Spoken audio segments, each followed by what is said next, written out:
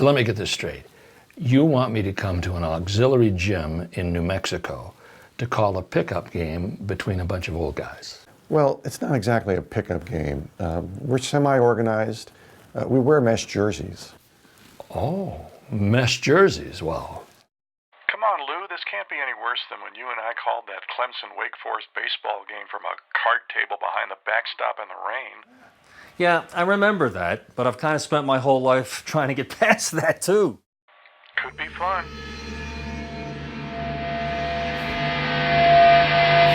Lou Tilley here in the NTL studios, counting down to today's broadcast of Black versus Gold. Well, all right, we watched the 10-player profile, so Paul, talk about how they will be matched up right here. All right, well, the backcourts are most interesting. Black shirt team has youth and speed and Mark Harrell and Daniel Begay. Then gold has the experience, Alex Paramo and Rod Lansing, two of the smartest players in the NTL. Daniel Begay has it down in the front court. He's the youngest player in this league, and in underneath, this is Ryan Swanson. Probably has the best fundamentals in traffic. He's a wonderful shooter, very creative player.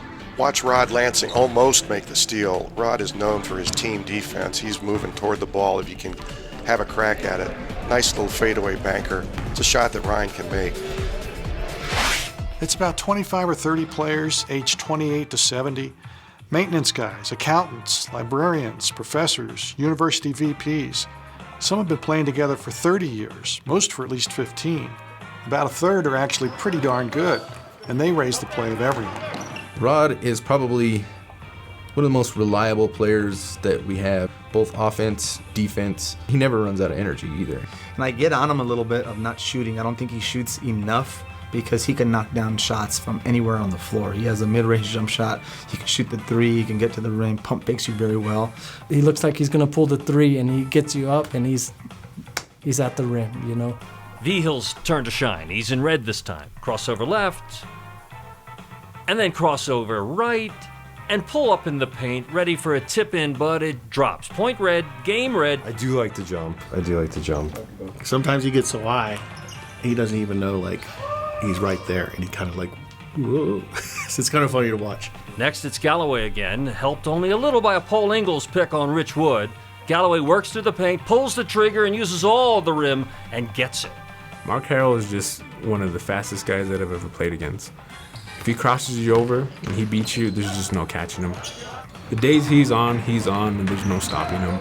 So it's over an hour's worth of games every Tuesday and Thursday, virtually all year long, with a commitment to civilized play, to some extent.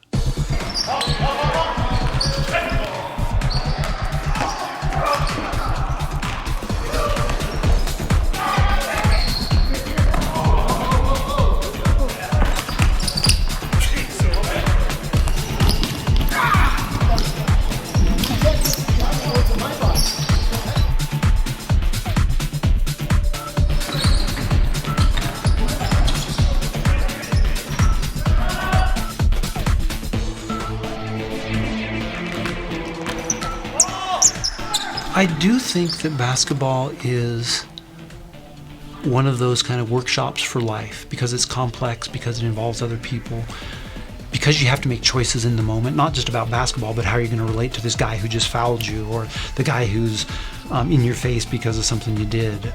So when you show up 2 or 3 days a week and you know you're going to see these same guys, it's pretty stunning when all of a sudden you realize you're not going to see one of them again.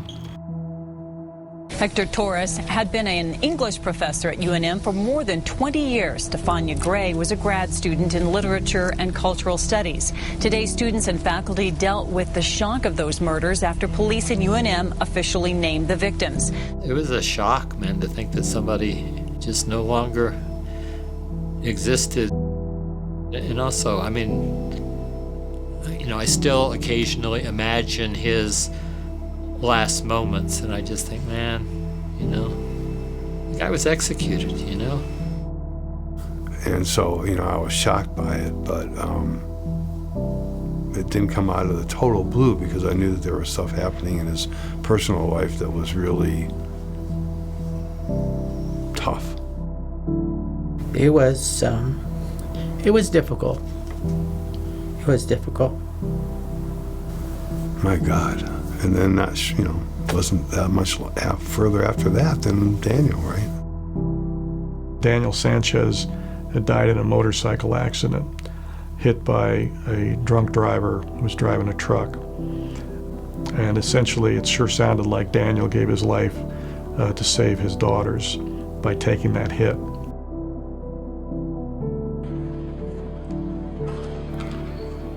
And since losing Daniel and Hector, it's really changed how I feel about this group.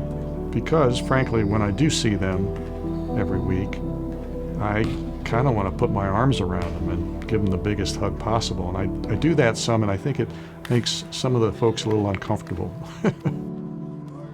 So it's like the moral fiber of the game that I think is what's kept me involved in it. It's the relationships, it's the working together to try to produce not just good basketball, but also an experience where everybody feels like this is something worth doing. Yeah, I think the real reason I play in the Legends League is for the money and the fame. So it's led me to a lot of great opportunities. So.